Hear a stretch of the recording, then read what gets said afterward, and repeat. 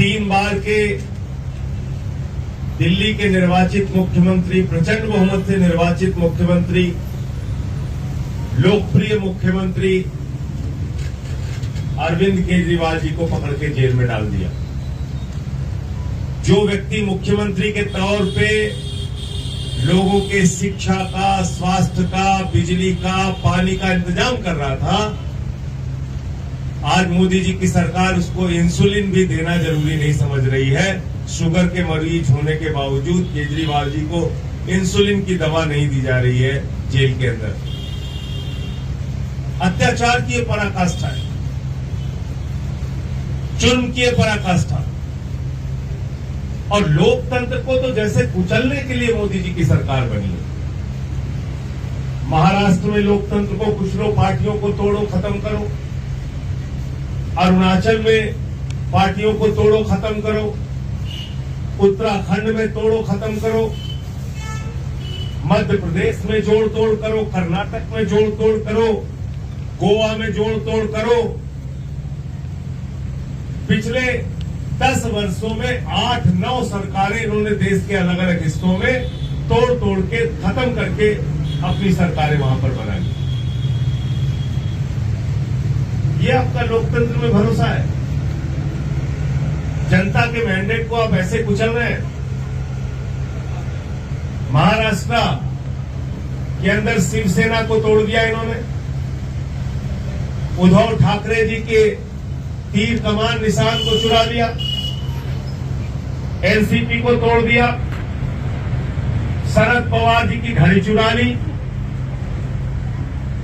तो किसी की घड़ी चुरा रहे हो, किसी का तीर कमान चुरा रहे हो।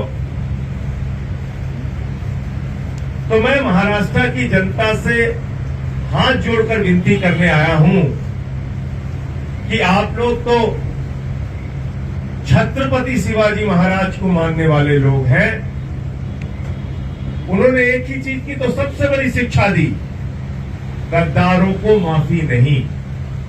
एक ही शिक्षा दी, सबसे बड़ी शिक्षा, गद्दारों को माफी नहीं। आतताइयों से, जुल्म करने वालों से जमकर सामना और उनका अंत करना। तो मैं महाराष्ट्र की जनता से अपील करना चाहता हूं, गद्दारों को माफ मत कीजिएगा। पहले चरण के चुनाव के बाद भारत के प्रधानमंत्री जिस तरह से बौखलाए हुए हैं, ये बहुत साफ हो गया है कि बीजेपी की सरकार विदा होने वाली है। फर्जी नारे देते हैं भाजपा वाले, कहते हैं 400 पार। मैंने कहा भाई 600 पार भी कह देते।